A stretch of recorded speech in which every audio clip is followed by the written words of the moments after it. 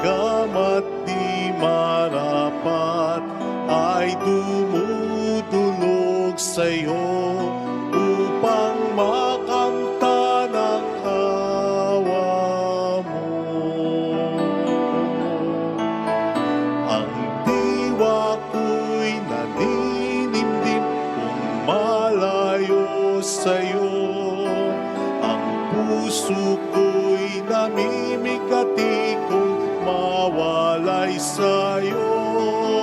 Kailan ko pa kaya matitikman ang awa mo? Kailan tatamuhin ang patawad mo? Sa ngalan ng Ama at ng Anak at ng Espiritu Santo, Amen. sumainyo ang Panginoon At sumaiyo rin. upang tayo maging marapat sa banal na misang ito. Halina't magsisimula para sa ating mga kasalanan at pagkukulang. Tayo pong lahat, inaamin ko Sa makapangyarihang Diyos at sa inyo mga kapatid, na lubha akong nagkasala sa isip, sa salita, sa gawa, at sa aking pagkukulang.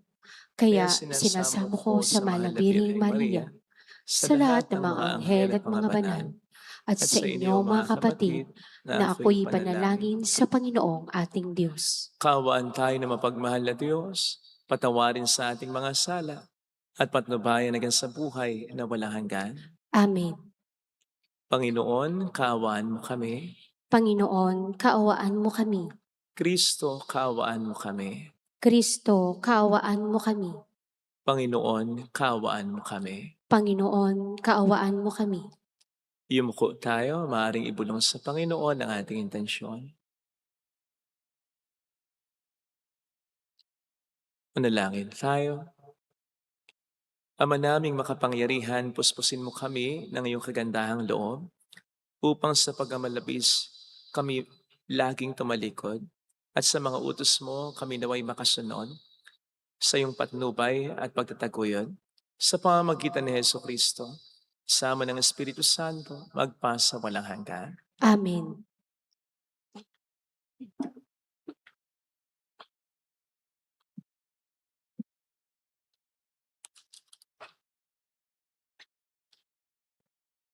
Ang salita ng Diyos mula sa aklat ng Deuteronomio. Nagsalita si Moises sa mga tao. Ngayon nga, Israelita, upang mabuhay kayo ng matagal at makarating sa lupaing ibinigay sa inyo ng Panginoon. Unawain ninyong mabuti at sundin ang tuntuning itinuturo ko sa inyo. Ngayon nga, itinuturo ko sa inyo ang mga tuntuning ito upang sundin. Unawain ninyo ito at sunding mabuti. Sa gayon, makikita ng ibang bansa ang inyong karunungan at lawak ng pangunawa. Sa gayon, hindi nila mapipigilang sabihin ang ganito. Ang bansang ito ay matalino at may malawak na pagkaunawa.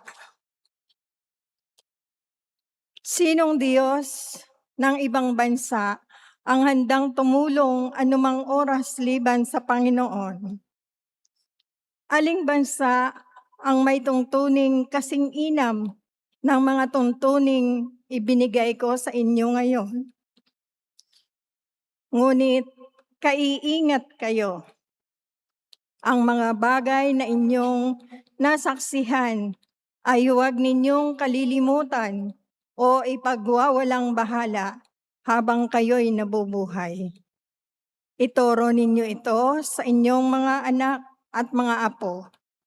Ang salita ng Diyos. Salamat sa Diyos. Purihin mo, Jerusalem, ang Panginoong butihin. Purihin mo, Jerusalem, ang Panginoong butihin. Purihin mo, Jerusalem, purihin ang Panginoon. Purihin mo ang iyong Diyos, kayong mga taga-Siyon. Yaong mga pintuan mo ay siya ang nag-iingat.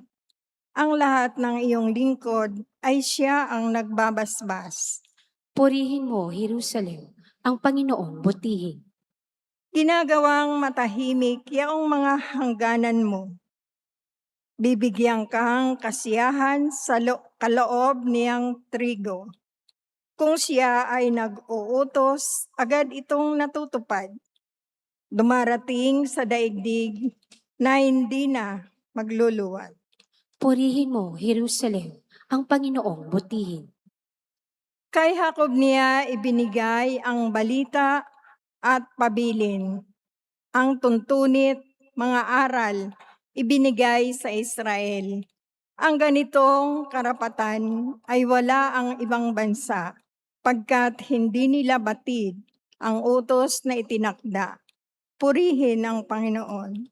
Purihin mo, Jerusalem, ang Panginoong butihin.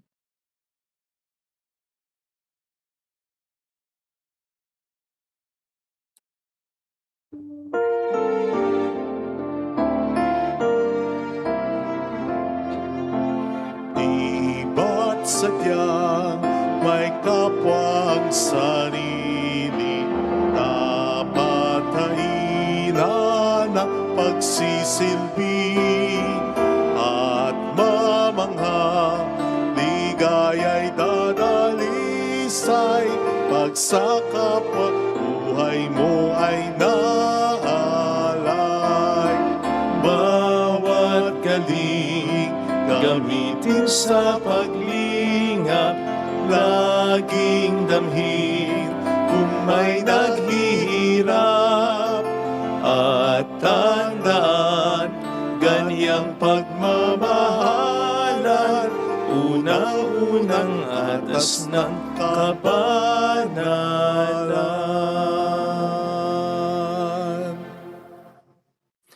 Sumainyo ang Panginoon. At sumaiyo rin. Ang mabuting balita po ng Panginoon ayon kay San Mateo. Papuri sa iyo, Panginoon.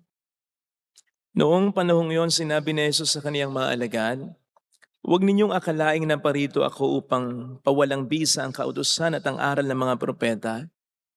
Naparito ako hindi upang pawalang bisa, kundi para ipaliwanag at ganapin ang mga iyon. Tandaan niyo ito, magwawakas ang langit at ang lupa, ngunit ang kalit-liitang bahagi ng kautusan ay di mawawala ng bisa hanggat hindi nagaganap ang lahat. Kaya't sino mang magpawalang halaga, kahit sa kalit-liitang bahagi nito at magturo ng gayon sa mga tao ay bibilang sa pinakamababa sa kaharian ng Diyos. Ngunit ang gumaganap ng kautusan at nagtuturo na tuparin niyon ay bibilang na dakila sa kaharian ng Diyos." Mga kapatid, ang mabuting balita ng Panginoon. Pinupuri ka namin, Panginoong Hesukristo. Welcome sa Our Lady of Lasalat, Quasay Parish, kung saan ayos lang pong umiyak, nasamahan tayo ng mahal na ina sa pag-iyak at sa pagdarasal upang maging maayos ang lahat. Meron po tayong popular na kasabihan na marami ang namamatay sa maling akala. Ang ibig sabihin nito ay kung dahil sa maling impormasyon o impresyon ay napapahamak ang tao. Halimbawa na lang po yung gerang nangyayari ngayon sa Middle East, na ang sinasabi ng Amerika at Israel, ang rason kung bakit binobomba nila ang Iran ay dahil nagpuproduce ito ng nuclear weapon. Kaya lang hanggang ngayon na hindi pa rin ito napapatunayan. So papaano kung ito'y maling akala lang? Ang dami nang namatay at ang daming paring namamatay. Halimbawa na lang din ay mga aksidente sa daan. O hindi nga ba't dahil din sa mga maling akala yan? Yung akala ng naka-aksidente ay walang tatawid, may tumawid. Yung akala nung na-aksidente ay walang paparating na sasakyan, meron pala, patay. Biktima ng maling akala. O kaya naman yung biktima ng maling akala sa pag-ibig. Yung mga taong sasabihan mo, akala ko ba mahal ka niya? Yung tutugon lang sa'yo ng nakayuko at umiiyak, akala ko rin patay na. Kaya pwede ba, magtanong-tanong muna, mag-imbestiga muna, makiramdam munang mabuti. Siguraduhin muna. Dahil marami nang namatay, sa maling akala na yan. Huwag na po nating dagdagan. Narinig po natin sa ating ebanghelyo ang pagbibigay sa atin ng babala ni Kristo para hindi tayo mabiktima ng maling akala. Sabi niya dito, huwag niyong akalaing naparito ako upang pawalang bisa ang kautusan at ang aral ng mga propeta. Naparito ako hindi upang pawalang bisa, kundi para ipaliwanag at ganapin ang mga iyon. Sa konteksto ay sinasabi ni Kristo sa mga taong sinasabihan niya noon, hindi ako naparito para baliwalain yung mga sinabi na ng Diyos sa inyo sa pamamagitan ng mga propeta, sa pamamagitan ni Moises, sa pamamagitan ng inyong banal na kasulatan o yung Hebrew Scriptures na tinatawag, yung Old Testament natin ngayon. Sapagkat bakit nga naman kukontrahin at babaliwalain, lalo na ng ating Panginoon yan, ang Diyos ang may bigay niyan. Siya'y Diyos din naman. In fact, ang nagbigay ng mga aral ng mga propeta ngayon at ng mga batas na yan, ay isang Diyos lamang. Si Kristo ang Diyos na yan na nagkatawang tao. So bakit niya kukontrahin ito? Ang mismong galing din naman sa Kanya, bago pa siya magkatawang tao. So in other words, Jesus is telling these people, God does not contradict Himself. He wouldn't say one thing and then later on say another thing. Mali ang akala ninyo. At ito po ay pwedeng mangyari din sa atin ngayon. Kung dahil sa mga matinding mga problema natin, dahil sa mga matinding mga pinagdaraanan natin, dahil sa mga matinding nangyayari sa buhay natin, sa bansa natin, sa mundo ngayon, ay magiging biktima na tayo ng maling akala na hindi tumutupad ang Panginoon sa mga sinabi niya noon. I have loved you with an everlasting love. Do not fear, I am with you. The weapon formed against you shall not prosper. For I know the plans I have for you, plans not to harm you, but to make you prosper. Marami pang ibang mga pangako, marami pang mga ibang sinabi sa atin ng Panginoon na dahil ba sa mga problema nating naranasan ngayon, directly or indirectly man, sasabihin na natin hindi na totoo yung mga yan, na nagbago na ang Diyos, hindi na niya tayo mahal, hindi na niya tayo sinasamahan, wala na siyang magandang plano para sa atin. Ganun ba? Maling akala yan. Maliwanag ang sinasabi sa Hebrews 13:8. Christ is the same yesterday, today, and forever. Isaiah 48. Grass withers, flower fades, but the word of the Lord will stand forever. Malachi 3 verse 6. For I, the Lord, your Lord, do not change. So, minahal na tayo ng Diyos noon, samantalang tayo makasalanan pa, at hindi nagbabago hanggang ngayon at sa mga susunod pang panahon. Walang expiration date yon. Kaya gayon din ang kanyang pagtulong. Tuloy-tuloy. Yan po ang sinabi ko dun sa tinulungan nating mag-anak. Kung natatandaan po ninyo, may tinulungan tayo na ma-liver transplant yung kanilang anak, yung baby. Okay naman yung naging resulta. Na-report ko na po yan sa inyo. Siglang-masigla na ngayon yung bata. Napakakulit. Kaya lang to their surprise, suddenly, nag-diagnose ng may autism yung bata. Sabi nung ama, Father, malayo po ako sa kanila sapagkat nagtatrabaho ko. Naiyak po ako. Nang mabalitaan ko, nakita ko sa video yung anak ko. Tanong ko, Lord, bakit ganun? Pinagdasal ko siya, sabi ko sa kanya, naintindihan ko, nararamdaman mo, mahirap talaga, pero sana maniwala ka na ang Diyos ay may magandang rason na maintindihan mo rin pagdating ng panahon. Marami na akong nakitang ganyang kaso. O pwedeng unique yung kaso mo, pero ganyan din. Halos. Kaya siguradong ganyan din ang magiging tugon ng Panginoon sa iyo. Hindi kanya pababayaan. Kaya sabi ko, panaligan mo ha. Kung natatandaan mo, syempre, natatandaan niya.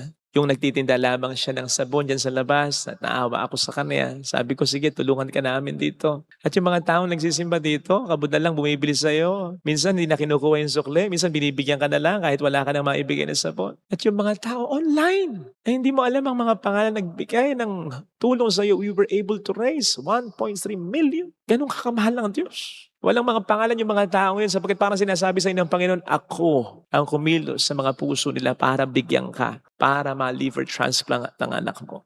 Sapagkat kung mahal mo ang anak mo, and yes, you too, iba ang pagmamahal ng Diyos sa anak mo at iba rin ang pagmamahal ng Diyos sa iyo. Mahal na mahal kayo ng Diyos. Paniwalaan mo yon at huwag kang mabiktima ng maling akala na hindi ka na niya mahal, na nag-expire na yung tulong na ibibigay niya, na wala na siya sa piling mo. No, hindi magbabago yan. Gusto ko po yung message na sinend niya na ipapakita ko.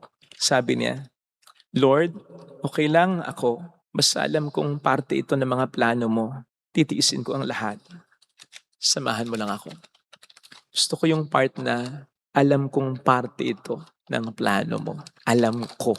Kasi bigla akong naalala yung sinabi ni Job nung puntong nangamatay ang lahat ng mga anak niya sabay-sabay, yung puntong bumagsak ang kanyang mga kabuhayan, at yung punto rin na nagkasugat-sugat ang kanyang buong katawan na halos matahin na niya.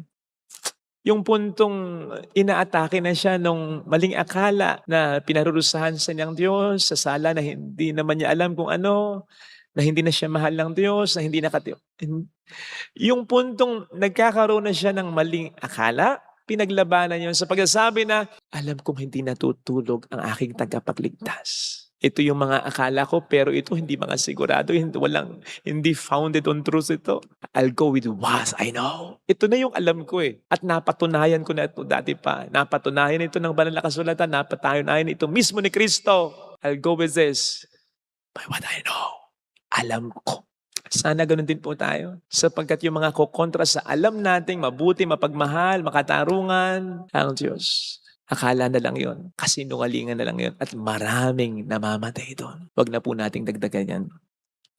Maliwanag po ang sabi ng ating Panginoon dito. Sabi niya na, parito ako, hindi upang pawalang bisa ang kautusan. So, paraphrasing that, sinasabi niya, hindi ako nagbabago. Kung ano yung sinabi sa inyo noon, sinasabi ko rin ngayon. At ito yung pangalawang sinabi, di ba?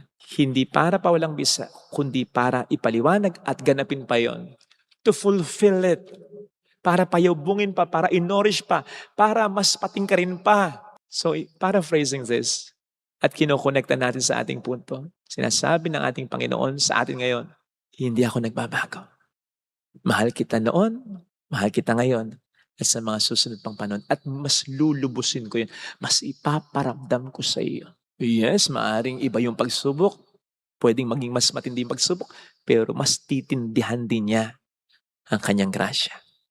Para mas maging ganap ang ating pangunawa. Tama. Ang Diyos ay mapagmahal nga. Ito sanang hilingin natin biyaya ang puntong ito. Para hindi tayo mabiktima ng maling akala na nagmumula sa diablo. Amen. Lagay natin ang ating kanang kamay sa tapat ng ating puso.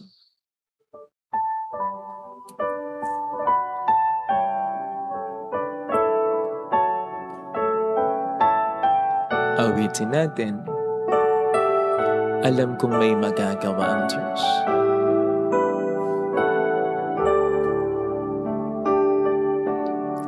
Alam kong may magagawa. Alam kong diringgin mo ang samo ko. Maaaring sa ibang paraan, maaaring iba ang timing mo, pero sigurado akong mahal mo ako at hindi yun magbabago. Panginoon, tulungan mo po akong magmabiktima ng maling akala. Yung maling akala na nagbabago ka sapagkat yun ang papatay sa akin. Sapagkat yun ang papatay sa pag-asa kong napakahalaga na sa kabila ng mga problema ay patuloy akong umaasa sa iyo dahil ang pag-asa ko ay hindi mo bibiguin, Panginoon ko. Sigurado, mayroong magandang mangyayari sa iyo. Hindi na siya magbabago. Mas lulubusin pa niya ito. Kung lalapit ka kay Jesus, mas mapapatunayan mo, mas mararamdaman mo, ibang level, kapatid. Mayroong magandang mangyayari sa iyo. Mentras matindi ang problema, mas malaki ang biyaya, at mas magsisingin sa atin. Mapagkakatiwalaan siyang talaga. Hindi nagbabago ang pagkamahal niya. Kumikilos siya kahit sa mga matindi nating mga problema. Papuri sa Ama at sa Anak sa Espiritu Santo.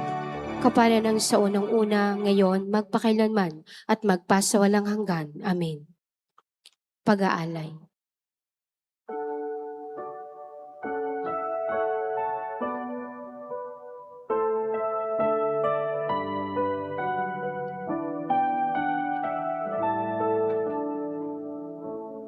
Sa iyo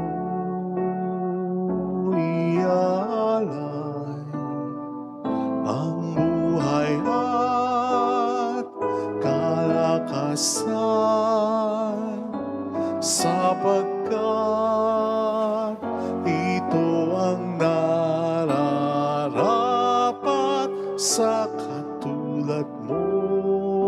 tapat.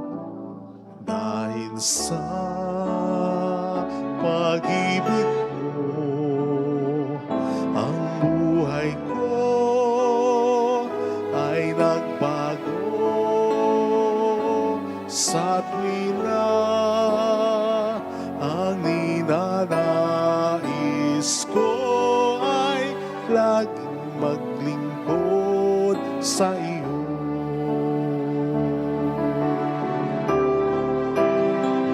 Sumasamba, sumasamo, naghahandog sa ngalan mo, pagkat sa'yo ay nadama ang pagmamahal ng Ama. Manalangin tayo, pang ating handog ay maging kalugod-lugod sa Diyos Amang makapangyarihan. Tanggapin nawa ng Panginoon itong paghahain sa iyong mga kamay, sa kapurihan niya at karangalan, sa ating kapakinabangan at sa buong sambayanan niyang banal. Ama naming lumikha sa iyong kagandahang loob, dinadalisay mo kami upang sa iyo makadulog. Sa pagdiriwang na ito ng marangal na paghahandog, maihain nawa namin ang iyong ikinalulugod sa pamamagitan ni Jesucristo, kasama ng Espiritu Santo, magpa sa walang hanggan. Amen. Sumainyo ang Panginoon, At sumaiyo rin, itaas sa Diyos ang inyong puso at diwa. itinasan namin sa Panginoon. Pasalamatan ng ating Panginoong Diyos. Marapat na siya ay pasalamatan. Ama naming makapangyarihan, tunay ngang marapat na ikaw ay pasalamatan sa pamamagitan ni Jesucristo na aming Panginoon. Minarapat mo ang pagtitiis para sa naghihirap ay maging tagapagpahiwatig ng pasalamat na aming nihahain ngayon sa iyong hapag. Ang iyong anak ay ulirang tagapagbigay ng pag-asaluhan sa mga nagugutom at mga nauuhaw. Sa pagsunod namin sa giliw mong anak, ang pagkamaawain mo ay aming ginaganap upang ang pag-iimbot ay mapawing lahat sa aming pag-uugali at gawaing binabalak. Kaya kaisa ng mga anghel na nagsisiawit ng papuri sa iyo ng walang humpay sa kalangitan, kami nagpupunyi sa iyong kadakilaan. Santo, Santo, Santo, Panginoong Diyos ng mga hukbo, napupuno ang langit at lupa ng kadakilaan mo, o sana sa kaitaasan. Pinagpala ang naparirito sa ngalan ng Panginoon, o sana sa kaitaasan. Ama naming banal, ikaw ang bukal ng tanang kabanalan. Kaya't sa pamamagitan ng iyong Espiritu, gawin mong banal ang mga kaloob na ito upang para sa amin ay maging katawan at dugo ng aming Panginoong Hesukristo.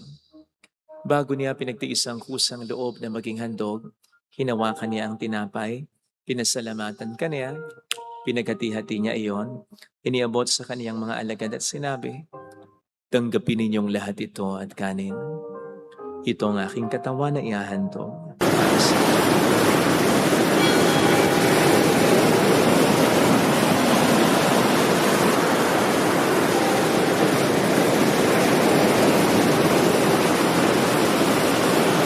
Kayo din naman ang natapos sa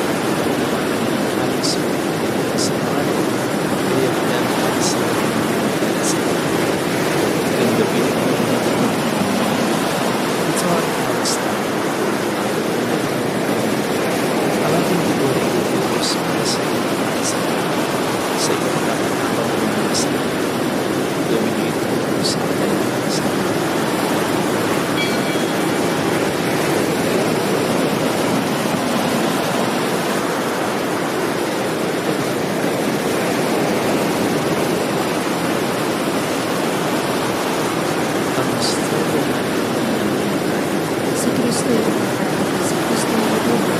Si Kristo'y babalik sa wakas ng panahon.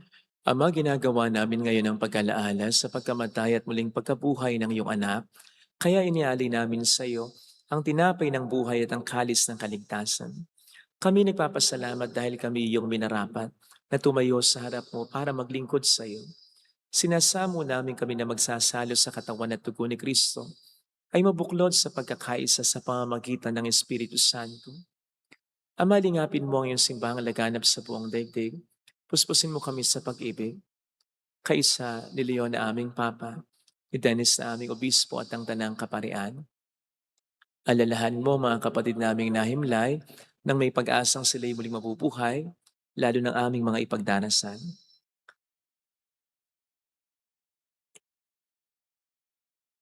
Kaawaan mo sila at patuloyin sa iyong kaliwanagan. Kaawaan mo at pagingtapatin kaming lahat na makasalo sa iyong buhay na walang wakas. Kaisa ang mahal na Birhen ng Lasalet, ang ina ng Diyos. Isanuse ang kabiyak ng kanyang puso lahat ng mga banal na namuhay dito sa daigdig ng kalugod-lugod sa iyo. May pagdiwang nawa namin ang pagupuri sa ikararangal mo sa pamamagitan ng iyong anak na aming Panginoong Jesucristo. Sa pamagitan ni Kristo, kasama niya at sa Kanya, ang lahat ng parangal papuri ay sa iyo, Diyos amang makapangyarihan, kasama ang Espiritu Santo, magpasawalang hanggan.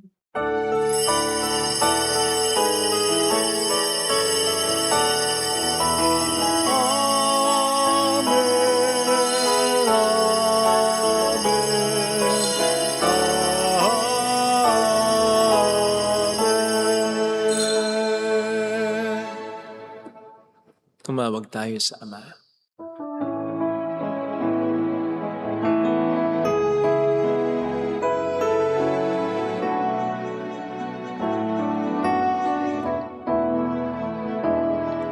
Ama namin, sumasalangit ka, sambahin ang ngalan mo,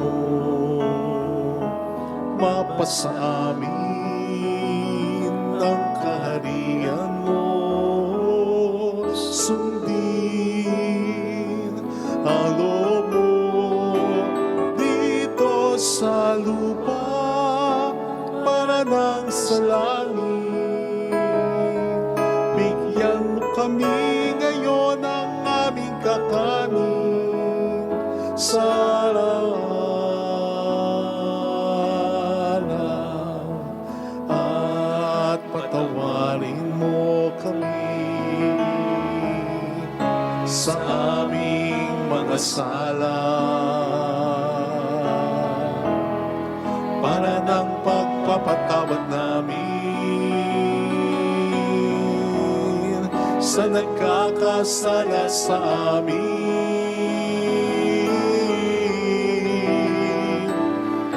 At huwag mo kaming ipahintulot sa tukso, at iadya mo kami sa lahat ng masama.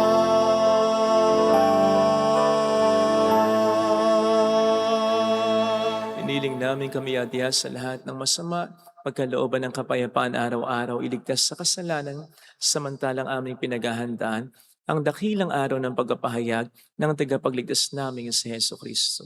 Sapagkat iyo ang kaharian, ang kapangyarihan at ang kapurihan, magpakailanman. Amen. Panginoong Heso Kristo, sinabi mo noon, sinasabi mo rin sa amin ngayon, kapayapaan ang iniiwan ko sa inyo, aking kapayapaan ang ibinibigay ko. Tunghayan mo ang aming pananampalataya, huwag ang aming pagkakasala. Pagkalooban mo kami ng kapayapaan at pagkakaisa-ayon sa iyong kalooban, kasama ang Espiritu Santo magpasa walang hanggan. Amen. Ang kapayapaan ng Panginoon ay sumainyo nawang lahat. At sumaiyo rin. Magbigayan tayo ng kapayapaan sa isa't isa. Peace be. Kordero ng Diyos, Na nag-aalis ng mga kasalanan ng sanlibutan, maawa ka sa amin. Kordero ng Diyos na nag-aalis ng mga kasalanan ng sanlibutan, maawa ka sa amin. Kordero ng Diyos na nag-aalis ng mga kasalanan ng sanlibutan, ipagkaloob mo sa amin ang kapayapaan.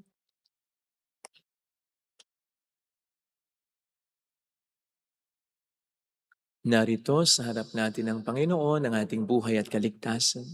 Mapalad tayong inaanyayahan. Panginoon, hindi ako karapat-dapat na magpatuloy sa iyo, ngunit sa isang salita mo lamang ay gagaling na ako.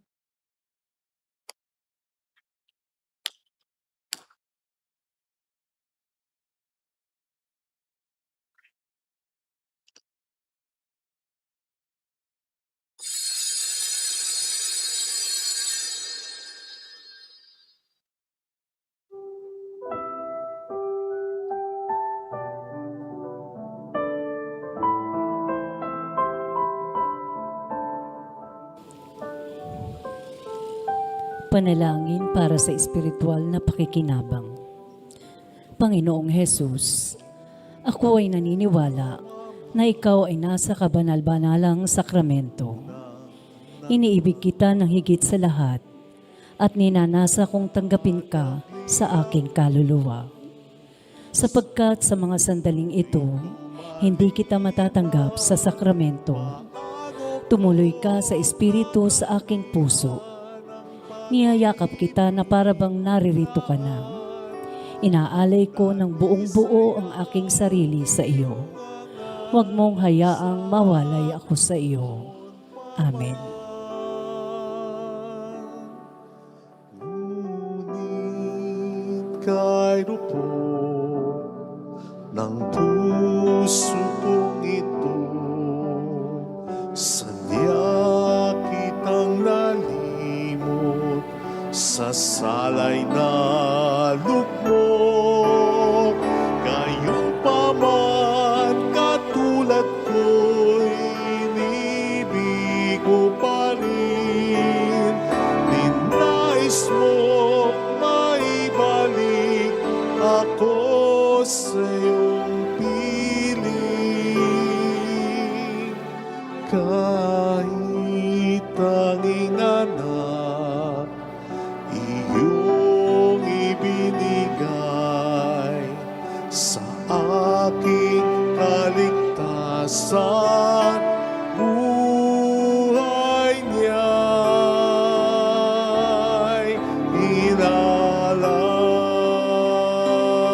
inalay. Dahil ikaw, Ama, ay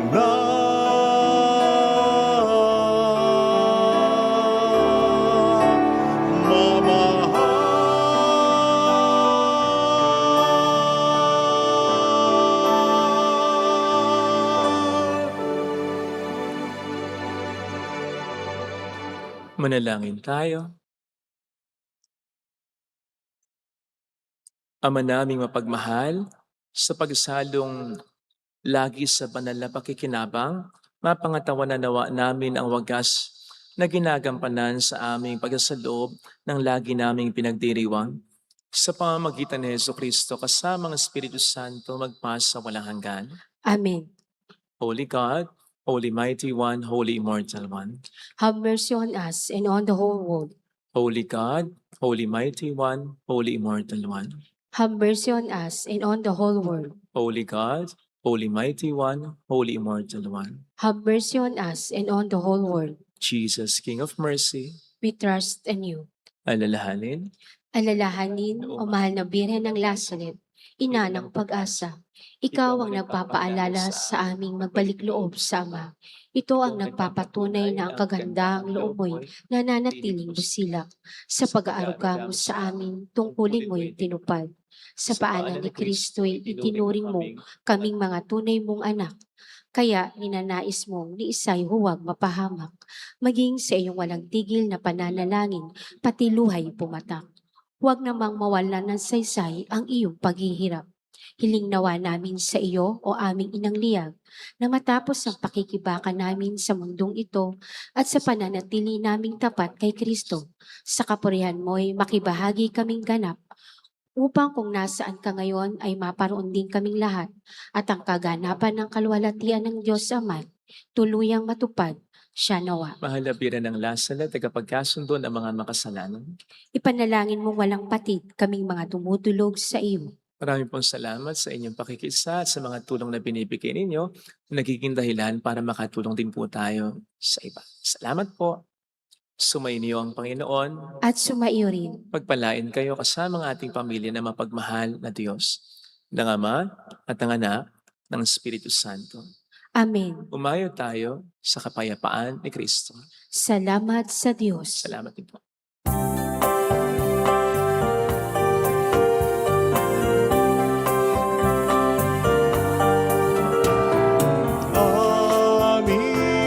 Aming iniyaalay ang pag-ibig na walang kapantay. O kay sarap mabuhay may nagmamahal, pagmamahal na tunay at laging naisan. Ambilin mo umibig ay walang sinamis, pagsindang sandalinis sa'yo hanggang langit. O Birhen, Birheng mahal, sa awit at sa dasal